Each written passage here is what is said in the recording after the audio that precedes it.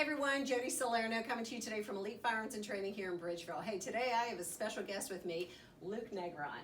So Luke, welcome. Thank you. So Luke's here, we're going to do a little bit of shooting today. We are. Luke's running for 18th District Congress, federal level, pretty cool. That's the one, and guys, I am here today with Jody as a big supporter of the Second Amendment because she is the only female owner of an indoor range in the entire state of Pennsylvania. She owns Elite Firearms and Training, which sets out on a mission to empower you and your family to safely operate firearms, learn not to be scared of guns, and learn to be able to defend yourself to execute those Second Amendment rights. So I'm a big supporter of what Jody and her team are doing here. We're going to share some safety tips along the way. We're going to shoot, have some fun, and we'll be checking in with you with some questions as we go. All right, so question number one for me, for Jody, is we talked a little bit about your background in the intro here, but there are still some people in the U.S. who would assert that guns are better entirely left in the hands of military and law enforcement. Why would you say that you disagree with that and that we should, as citizenry, have our right to own and operate firearms? Well, first of all, Luke, what's going on in the country today, in every city, you will see why it's so important to defend your Second Amendment rights.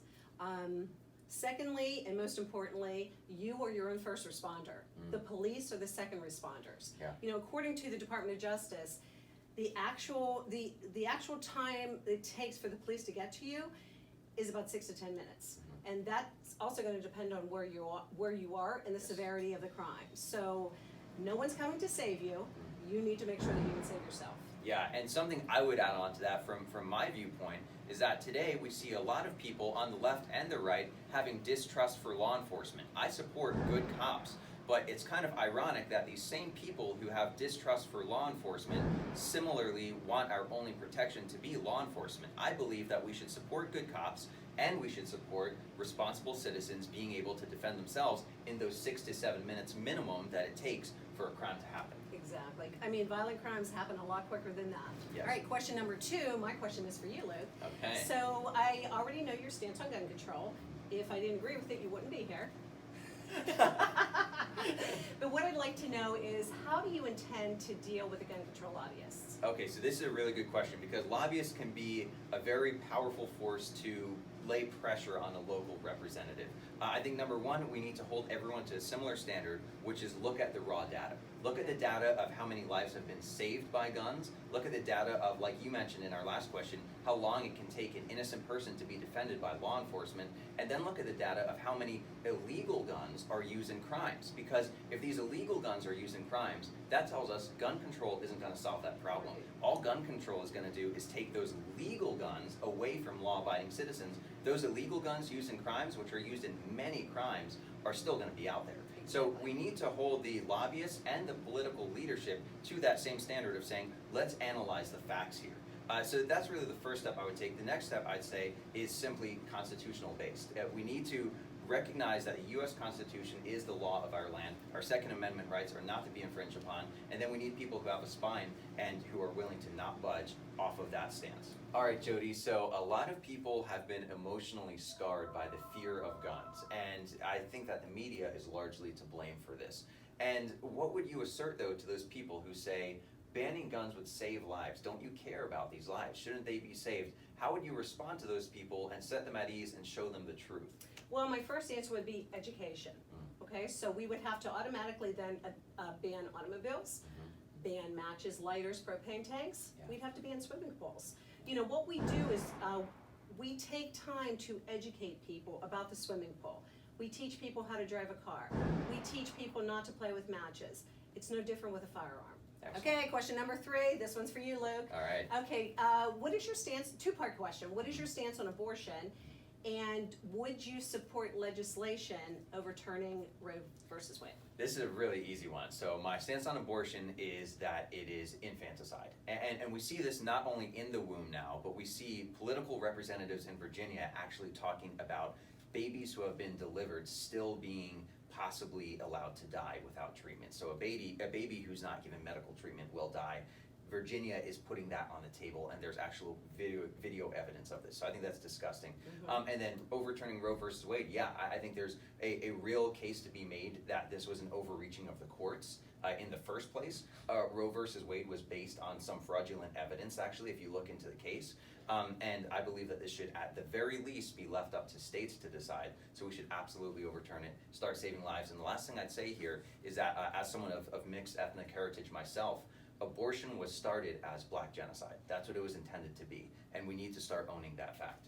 Very good. Good. Okay, so this one's a little bit of fun for me and a little tongue-in-cheek, and I think I know the answer just by my life experience. But you talk a lot about teaching people, specifically teaching women. As the only female range owner in PA, you have a heart for that, for enabling women to defend themselves. Who is more teachable on the range? I know that you've taught dozens, if not hundreds of people, men or women. Who takes instruction better? Definitely women. Yeah, definitely women. And let me just let you know, my instructors and I, we have taught, we're at about 6,200 women. Oh my gosh. We have taught since I started my training company about 5 years ago. Wow. But yeah, definitely women. Main reason is there's no ego. Okay, so women want to learn, women listen, and that's why. I mean, everybody would rather teach a woman than a man. That's awesome. I think that's hilarious. Hey, look, next question. How do you intend on dealing with career politicians once you're in office? So I think there are a few different approaches that we can take here. One is simply airing them out in public, letting the people know what's going on. And I think someone who does this very well is Dan Crenshaw. Gets on Instagram or Facebook Live, keeps his citizenry up to date. He lets them know how he voted, how other people voted, and how it's going to affect them.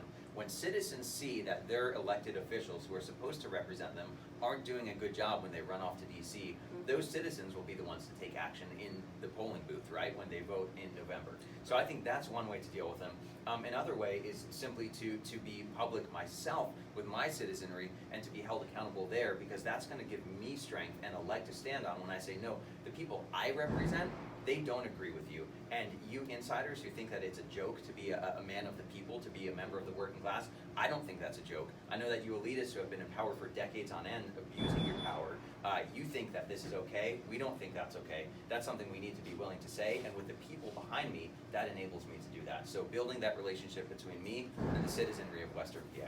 All right, so this is one that I have some really strong beliefs about, because I think it's a false equivalency, and I think it's a question that is based on misinformation. So the argument goes like this: the Second Amendment was only meant to apply to muskets, to the weapon of the time of the early 1800s, late 1700s. I disagree with that. Why do you disagree with that? Well, I disagree because the Second Amendment does not say that we have the right to bear muskets. The Second Amendment says that we have the right to bear arms. That was put into the Bill of Rights so that we, the people, had a mechanism to overthrow our government if they overstep their bounds. Right. You know, and I don't, you know, just give you a little fun fact here. The first machine gun was invented by a man named James Puckle. James Puckle was born, I believe, 1672, died 1724. He died a half a century before the ratification of the Second Amendment. Wow. Yeah, so That's it was around then. And I would also add on to that I think, yeah, it's not in the document, so we shouldn't be asserting that it's only to apply to muskets. And beyond that, muskets were the primary infantry weapon of the time. So that your standard military infantryman had a musket. Today, what does a standard infantryman have? An M9 and M4. So if back then it was okay for an armed citizenry to be equivalent to an armed infantryman who is working for the government, today the standard should be the same. And lastly, I'd say we know that our First Amendment to free speech does not only apply to old style typewriters. No, it applies to social media today. It applies to video content, because the freedom evolves with the technology as it evolves. That's why they wrote them the way that they Okay, did. Luke, this is my last question for you. All right.